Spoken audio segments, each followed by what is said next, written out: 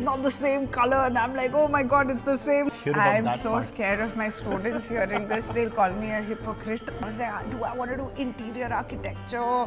Do I want to become a doctor? Like, oh my God, gone. Are you only learning biology? What about the rest of the thing? I didn't even look at the math questions. I looked here and there. I failed one of the exams because of that. Oh shit, what did I say? She was very scary. I said, tuk, tuk, tuk, tuk, tuk, tuk, tuk, tuk, tuk, whatever. Okay, hi, I'm Ginu. I'm a tutor at the Indian Institute of Art and Design. I facilitate fashion design program in level 4, that is your first year of fashion design, where I look at how they visually communicate their designs, the fashions. That's what I do. I did my bachelor's from NIF and my master's from London College of Fashion, and here I am. Ginu, what do you think about designers or fashion design students also learning the art of communication? How important do you think it is? Yeah, I think it's as important as their work itself, because even if you're like supremely good at your work, at the end of the day, if you can't put it up together in a meaningful manner to communicate to another person, it's as good as it's not there. If you are not able to communicate also in a team, then that also becomes a problem for you to work in a team. Yeah. So I think verbal and visual communication both being supremely important, and we train our students to do both, verbal and visual communication. Yeah. Quite a bit. We drill them quite a bit. But personally, I'm also learning how to communicate in terms of how to talk about my work, or how to make it impactful, is also how to pitch to a person. I'm also learning. I'm pretty good at my visual skills, but verbal skills, I'm still learning how to put it together. But yeah. Okay, yeah. Cool. What do you think?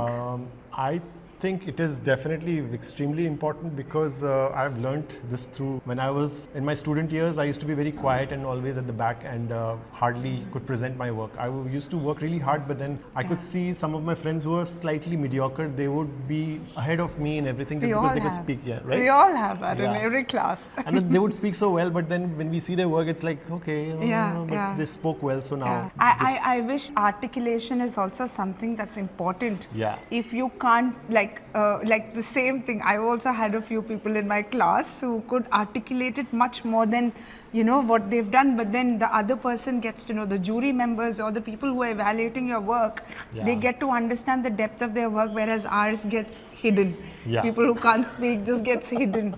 Or you do extra still, that you can take that extra to the next level if you are able to articulate. It's about your design journey as a designer, not as a teacher, but more like a design professional. Yeah. So after I graduated, I joined, I did a little bit of freelance with a few brands, but then after that I joined AMPM, that is Ankur Modi, Priyanka Modi. And there my learning was quite intense, because I didn't understand colors to that extent. I didn't understand many of the things when I just joined. And my mentor was so good. She would tell me about, I feel like she could see 5 million colors more than us.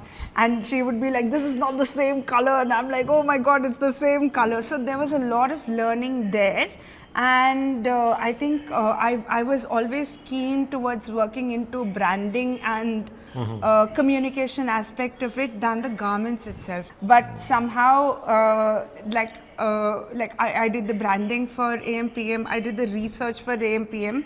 So we would make stories. Like, this is the couture story, this is the storyline that we would want to get into, more than the garments itself. So I was more towards working in that, and then we'll hand it over to somebody else. Now they have a separate, separate place, which is called as a research cell, and then they do that. So that was quite interesting for me, that I really like. So I thought I would want to do my master's to understand how that research aspect also works. By research, I mean I did visual research there, not like written research or anything. Then after that, I went for my master's, and then another door opened, and I got to understand international designers, got to work with a few of them closely. I worked with JW Anderson, I worked a little bit, I mean, then there and there, wherever part-time I could find, and that also I did. And also worked on my own collection. And I also helped Hari to build the brand together. So we worked on inflatable trousers, and that was also quite a bit of understanding for me to understand how the business part of fashion works. That's when we hit that, you can have a fabulous thing, but then if you can't handle the business aspect of it, it's zero. So my learning has been quite, like everything that I learnt in college was applied in multiple ways for multiple brands to make it even more deeper of my understanding and everything. So then holistically I had to look at the brand. So it was very little, like we were just three of us initially when we started. So everything had to be done, and Hari would get into design, and then Abhinav, like we all would do everything. It was so fun. And I also did my master's project, which all of them helped too. So it was like a give and take situation. So with Hari, both of us worked very closely, so we would understand who's good at what. And that was the best part. So if I'm good at something, I'll do it for him. If he's good at something, he'll do it for me. So we had, even with Abhinav, so we three had that, dynamics. So that kind of helped understand. There was also a lot of peer learning, even from college. So to take that into, account, we made that brand work, and it was great to see the brand from beginning till what it is now. We did a few fashion shows, London Fashion Week, and still here and there working with them. Amazing. But and a few, like we were all like in a team when you work, all the three energies need to sync. So somehow in the beginning it was so synced. Then I got absorbed into academics and things. Then I lowered my spirit into that. But then. So that is how my career has been. So and also I did a lot of collaboration for jewelry brands. So it was interdisciplinary than fashion. So I did branding, I did accessory design, I did a little bit of styling here and there. I did packaging design, I did logo branding, I don't know, then did some PR stuff, and like it was everywhere. I got to understand fashion as a whole. Yeah. Fabulous. Yeah. Okay, so let's go back in time now. Now I want to hear from you, the Ginu who was kind of in her 12th, or maybe you from 12th you moved to NIFT, right? Yeah. Or was there something else that you were doing in between? No, 12th. So let's go back. Let's take that Ginu. Let's bring that Ginu back, who was in her 12th and who was how doubtful were you? What were you planning? What were you thinking? Let's hear about that. I'm so scared of my students hearing this. They'll call me a hypocrite. That's okay. But in 12th, I was the most confused. I was like, do I want to do interior architecture? Do I want to become a doctor? My dad was very sure that I'll become a doctor. And I'm like, oh no, not at all. I'll forget something inside somebody, or I don't know what all could happen. But then that didn't happen. I wanted to do interior architecture. I wanted to do design, fashion design. Then my dad said, if you don't get into NIFT, then don't even think about it. Okay. So, and he said, I'm not going to pay your NRI cat, whatever. I was in Dubai before that. So he said, I'm not going to pay. If you get into general, you get into general. So I was like, oh my God, gone, khatam. But when did you figure out that you were on the creative side than the analytical side? I would spend more time learning biology and doing all the diagrams I would do for I think all of us did. All the diagrams. Even I did the drawings for other Everybody, classmates. exactly. Everybody else, they'll be like, you do this, I'll do this. And I'm like, okay, fine, good for me. And my dad used to always see me drawing these. And I was like, are you only learning biology? What about the rest of the things? But I always had a flair, like my mom also always had a flair to design. And so somehow that also passed on, I think. Tell us about the time when you did your creative ability test and things like that. Oh, yeah. So it was my sister's wedding on that day. So I had to call NIFT up and say that, this is not happening. This is not happening. I'll probably, can you shift it to another place? And then they moved it to Kolkata, my NIFT center. And in between my sister's wedding, I'm going in sari and whatever to the airport. And I forgot to take money also. And then misplaced my luggage. I fell. Awesome. And so many, my sister called. I didn't even have a phone. My sister called a friend in Kolkata. They came and picked me up. I've never seen this person. And the next day's exam. I'm like, okay, fine. And I was so bad at math. I didn't even look at the math questions. Oh, those are options, right? Yeah, but they had negative markings. Oh, Maybe okay. your time it Maybe didn't, not. but Yeah. my time they had negative marks. So I was like, I'm not going to do that. I'm not going to just guess anything. And I looked here and there. But I felt like that guy probably doesn't know. So I was like, had the let wrong it be. person. Yeah. I have no idea. I didn't even have a conversation with that guy. So I was like, okay, forget it. I just don't appear. So I was pretty sure that no way this is happening. I might as well do some, engineering or something like that. And then, yeah, so then I got shortlisted. I was in shock. I was like, oh my God, what happened? Where people, I don't know, how did I get selected? Didn't get, whatever. Then went for creative exam. Yeah. They had asked to make something like a no smoking, like a visual something, that given some materials. Yeah. So I remember I had made like a hourglass in which the top bit is like all this smoking and something, and the bottom bit is refined or the other way. I don't remember. Yeah. But it was an hourglass which said that time is ticking, you shouldn't smoke or whatever. So that was quite impressive. I was also quite impressed with myself. That's how I got selected. And I think I was ranked 90 something. And we had to come to Delhi. Oh, okay. For everybody in Orientation. for orientation. So we came here, and I really wanted Bangalore. So NIFT Delhi was getting like 60 or something. FD was shut. Then I was doing all the math. I mean, I didn't do any math. I called my dad. He did the math. He was like, "You'll get it, no problem." And that's when I met my classmates also here. There, some of them for the first time. I met Hari also there. Then so that was my experience, and that was quite nice. Some people, it's like a room that you have to enter. You have to tell which course you want to take. So somebody, like person who was sitting in front of me was so sure she's taking FC in in Delhi. She went to that room, took FD Bangalore and came back. So I was like, okay, all right. So people were taking random decisions, but I was quite sure on NIFT Bangalore. So tell me something. If you wouldn't have taken up design or fashion design, what would you have become? That's a good question. I keep thinking about it. I think I would have gotten, I don't know if I had the maturity back then, but I would have really liked to work in typography probably, or maybe a little bit more into visual communication, or even product design or jewelry design, like You're silver. still way better. You know what was my option? What was my bandwidth? If I can't do design, I started off being a delivery boy, like a pizza at Domino's. No, I'm talking about at that time. That time, I would have taken engineering. Yeah. For sure. Or maybe interior architecture. That was my second option, if NIFT didn't happen. But yeah, I was thinking back, for me it is quite that didn't happen. I don't know what I would have I'm become. glad you made it. Yeah.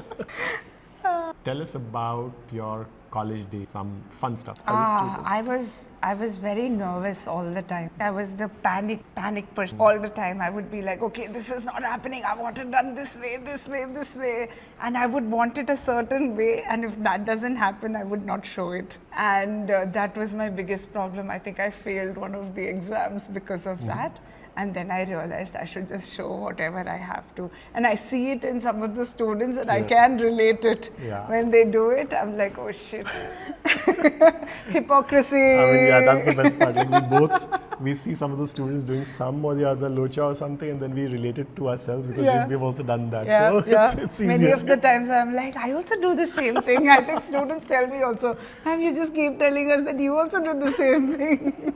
But it's true. That was me during my college time, and I wanted things a certain way, and I would only settle for that. But somewhere I'm not regretting that also, because that made a certain, like, what do you call, like, somehow It's a part of the experience. yeah, right? it's a part of the experience, and I think that's me as a person. I want it somehow and I'll get it, but now I'm trying to change that, because when you're working in a team again, you would have to accommodate other people's thing. But yeah, that has been better. I was also very nervous during presentations. I think everybody used to be nervous because we all were in the same boat. If I'm hearing it from you, and if I also feel the same, then I think I'm sure there are many others who would be feeling the same thing. So I guess we only used to feel the other person is not because the person is speaking. Who knows, that person would be also nervous at that point of time, right? Yeah. Nervous? Evidently like nervous. Me too. Yeah, I would just freeze. I would like, this is my presentation. That's Same. I would be like, then I'll think about what I just said. I hear myself and I'm like, oh shit, what did I say? And even now, some bits of it comes back and I stammer quite a bit. I'm like, oh, okay. No, this is not what I meant. But you're doing amazing right now. Yeah. No. So that's what, during classes, if there is somebody to talk to, then it's easy. When it's conversations. When it's conversational, then it's easy. But if you're just like a radio speaking, then it's difficult. Also that, did I make sense? Or did I say the right thing? Or did I say something offensive? And all of that. And I was so scared of my faculty. I was supremely scared of my faculties. So I'm like, okay, what will they think? What will they do? All of that was also there. But yeah. So now, let's say if you get a chance to go back to your college days, one thing that you would like to rectify, what would be that? Or rectify or do it again and make it better? Just that one. Not ready for this question. No, but I'll think about it. I mean, I think there are few things that I would change. I would be more, now I understand briefs. I would spend more time in understanding the brief. Many a times, like me and my friends, what we used to do is we used to absorb the brief quite a bit, but then we would interpret it in our own way. The whole idea was to stay, like, for me at least, I wanted to do something unique all the time. So I would be like, I don't want to think like that. Even if it goes beyond the brief or goes away from the brief, I would be like, no, I want it to be different. That was my goal. But that's what makes us what we are, right? There's some individuality to it. But somewhere it's finding that balance of how much to go beyond. Or you were way beyond? I was sometimes way beyond, sometimes not even close. Okay.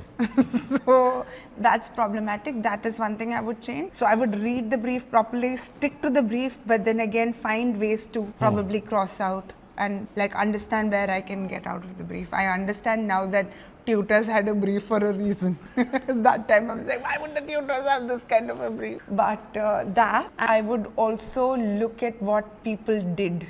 I think that was something, we didn't have that kind of an access of an internet or things like that. But if I had that, then I probably would stand on their shoulders and build something instead of starting from scratch. So that's we talking from all our experience right now. But if we go back in the days when we were innocent. Yeah, then definitely it would be my communication and putting things together. Yeah. For sure. Like I would then be fearless, a little bit more fearless about my tutors. I would always think that they would judge me and whatever, but now I know that that's not the that's not the situation, and even if they judge me, that's their job to judge. Yep. So yeah. Who was your favorite faculty? Kavita Saluja, without a blink. Yeah. She was very scary. Very, very scary, like gutne aise tuk tuk tuk tuk tuk tuk tuk tuk tuk whenever we talk to her. But 5 minutes that you talk to her, she would give you so much clarity. Yeah. And she would really like drill you and like tell you that this is not okay, this is not okay. And somewhere to a point that she would push you to think, how much ever good you do, she would still push you to think that, okay, you could have done. And that for me was changing. Like I think all of us, I think anybody you speak to, at least in my class, more or less, they would all agree that that time you hated it, but then somehow when you go back and think about it, it built essence in your work. So you felt this while you were a student, or now you reflect back and now you realize that? Somewhere I've understood it during my Okay. college itself. So is there any other experience where you hated some faculty and you had a situation but later you realized? Yeah. I've had this tutor who would want perfection in stitches. Yeah. Perfection. Like one stitch that goes, garment construction, one stitch that goes beyond, she'll tear like the entire thing. Yeah. So I hated it because I would have put like 2 hours of my work into that one, and then she'd just cut it in front of me and then so many times, and then I'd be like, okay, what do I do? But that helped us understand that this is not okay and this is okay. Till then, we didn't have the eye for it. Yeah. So she was instrumental in building that eye for detail. Is there any of your faculty's traits or trick that now you apply while you are a teacher? Yeah, Kavita Saluja. She pushed the students. Can you give a little background or something about Kavita Saluja ma'am also? Like if you someday it will reach to her as well, she'll be so happy to hear this. So. Oh, I tell her all the time. Yeah? Yeah. Okay. I mean, I still am You're in touch with her. Nice. And she was what do you call? She was the ideal tutor for me. She didn't care about She sometimes even like told you in a way to tick you off. And then you'll be like, oh, I want to prove her wrong. And sometimes you do prove her wrong. And then sometimes she'd be like, tomorrow's the deadline. And I remember there was this kids wear project and she extended the deadline on the last day for 2-3 days. And all of us did wonders because we had finished almost the entire project. Now we had 3 more days. So things like that. And sometimes she would call in randomly like unexpected student and she'd call the entire class and she'd be like, look at this student's work, it's amazing because he thought like that, and that person would have not thought about anything. Sometimes it so happens. And then she's like, look at him, he used the red stitches to signify this, and that guy's looking at me like, what significance? What significance? But because she did that, he built confidence in him, and also the other students understand, oh, this is how she thinks. Maybe we can also think in that. So things like that. I think she, more than classes, she had more peer sessions where we could absorb things. That time I hated it because we have to sit through how many ever 20-30 students work, and like half of it was boring and I was finished with mine, so I wanted to leave. But what subject was that? She took portfolio. She took fashion illustration. She did design, she did more or less design stuff. Now she's not retired, now she's on a sabbatical. And very happy to have. And even my master's, Nigel, he was very sweet and he would give you all the support he wanted. Even like I was also close to the menswear department. I would hear how the other tutor is. He was very strict, but then everybody wanted to like show him that this is the work that I've done. Sometimes he'll praise you a lot. Sometimes he'll like put you down, but I now understand that it was all a little bit of like tactics to push you even further. So I think I have taken that and I implemented. Sometimes it could go the other way because I'm also human. I don't know how much is okay, but sometimes it works. So any blunder that you did as a college NIFT student? Blunder. I was a good student. I was a sweet. I was like safe student. All the blunders you're doing is now. No, correct. I started living my life after 25. I was like, all right then. You've done enough of hard work. But no, I mean, I had a hard master's time because I would have to like work from 10 to 10 every day. And I would feel bad because it's a lot of money, and I would be like, okay.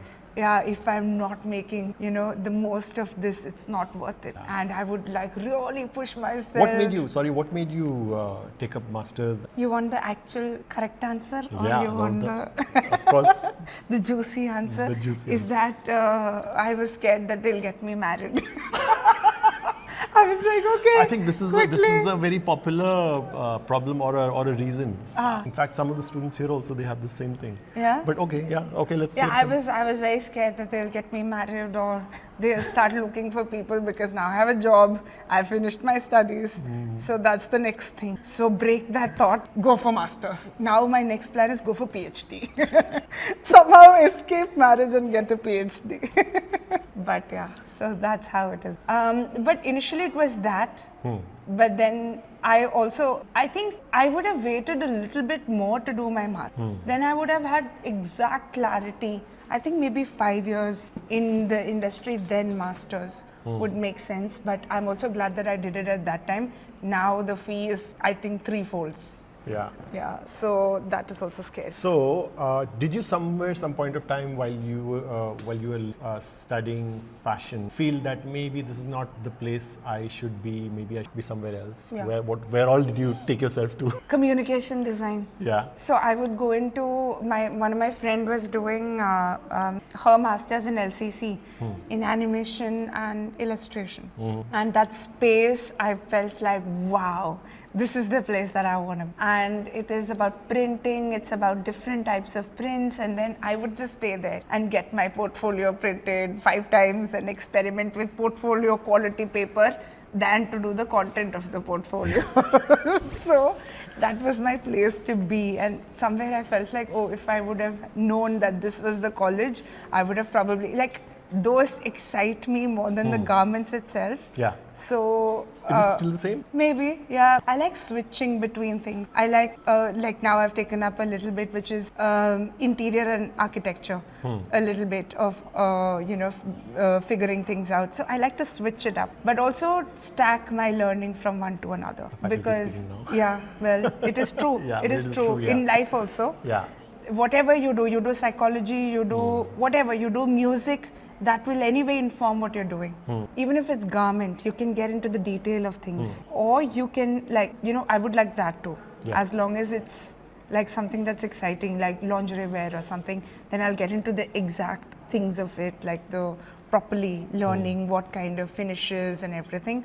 Or you can do something which is different, but again, take your learning from here and put it there. I think everybody who approaches a different software or anything will approach it from the lens of what they've done. It's never like, oh, fresh. Yeah. Any tip of advice for youngsters, like really youngsters, because mostly this channel viewed by either design students or younger professionals who have just gotten into trying to figure any points of wisdom, but more candid and more not that be hardworking, be punctual, be this, no, but anything else. I think I would stick to that, no? That but any which way, I feel like being, like, you can be not talented, not a big deal. But if you are very disciplined and you have the right mentor, and I feel nothing can shake that. We get students who are very talented, but are not hardworking. Then there's no point. Like somebody, I think we should all be trying to know how we learn. Then we can learn anything.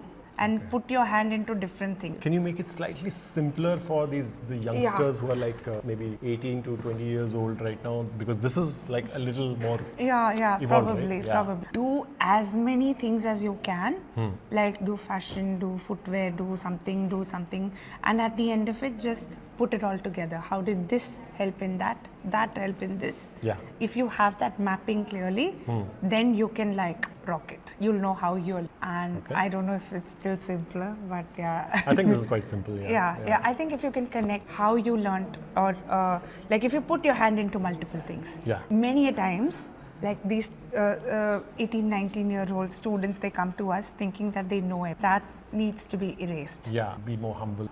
Even if you know everything, I'm pretty sure the other person can teach you something or other. Even if it is a little bit, or you can contribute. So I don't think anybody knows. So go with the assumption that you don't, but you learn from everybody. Learn from and everything you do. One question very specific to what you just said is so there are two options: either be a specialist and do that one thing and go deeper when you're 19 years to 20, 22 years, or go wider and keep doing everything and maybe slightly like be average in few things and maybe be good at few things but not as good as being a specialist. Which path would you? You know how I visualize it? I'll tell you in a visual this thing. Till 10th or 12th, you're learning this much. And then you're learning that much. And then you're getting into something more narrower. and then you're looking at probably design or whatever that you're learning. Yeah. Then that is your BA or your first 4 years of this thing. Then when you do your masters, you're funneling it down So that's when you to specialize. specialize. Okay. Then again you're working, you're specializing. So I would think of it like a funnel like that. Okay. So 12, then again college. Again you're learning all the things in college. But again, then you funnel it down to your masters and you be pinpoint. The more years you take to do your masters, the more you can pinpoint and you can have like a proper specialized. This is something really valuable because I really need this kind of class. So you're saying that during college time, you kind of explore everything possible. Yeah. It's only when you want to take up masters because you also will select what subject you want to take your masters in, right? Yeah. And then you pin it and you go deeper on that. No, it also depends on how exposed you are. Now in your 11th and 12th, you're going to exhibitions, you're looking at many things in art and you know already about it. Then you know where to step into. If you have that clarity, then this funneling is no biggie. You would know that this is what I want to do special. Now, when you're starting, sometimes you're starting fresh in college, not completely fresh. You bring in your past experiences or everything, but then that time you'll still get a sense of this is what I want to do. Like I'll tell you, in college, the first time I did graphic design, I hated it. I hated Photoshop. And I used to think that how are they thinking in graphic? How is it possible that they think of a mood board that they'll put this here, they'll merge it with this to make it this? I couldn't understand. But towards the end of it, I became so good at it that I could only think about that connection. So I wouldn't have gotten to know it if I didn't do it. I think that is the time to especially in fashion, because most of us, I would say 95% of us would be introduced to fashion for the very first time, right? Yeah. And then that is the time when we need to see so many things, see visuals, like look at and observe, right? So be exposed to things and then build up your opinions. And before that, don't build up those. Yeah, I am this kind of a designer. No, you're not. You don't know the other kind. Yeah. Or even now, I don't think I can very solidly say I'm this kind. Yeah, it is still a journey, right? Yeah, if students are feeling that you're going to figure out by the third year or fourth year, whatever, I still feel that it's very normal to still be clueless even after years of your profession, right? And even for first year students, I feel that you don't really have to stress on, finding your style or finding your identity in the first year. It may take some time. It may be by the time you're in your third year or final year, you'll figure out your identity maybe somewhere. But it is also okay to not have figured out things, right? Yeah. Many a times students, we also push the students to think about where is your individuality here. Yeah. It's just about whatever you do. We are in an era where everything is available. And everything, if you do your research, you can figure everything out from scratch to their design process to everything. And there are ways to do that, I'm sure everybody. But in that also, if we take up something, then if you're say working with Banarasi something, then you'll or like say polyfill, then you will know how other people have looked at polyfill. You don't have to start from scratch, you can start from there. This person has used it this way, that person has used it that way, that person has used it this way. In my context, which one fits? Where all can I find? And then climbing onto their shoulder and then starting my research from there. Fantastic. All right, so thanks so much. Should I even thank? Come on. Okay. This was long due. So thank you. It was amazing having this conversation with you. There were few things I learned and few things I also got to know about your backstory and all that, which is fun. So fantastic. I look forward to another session soon, anytime. Anytime. Right? Yeah.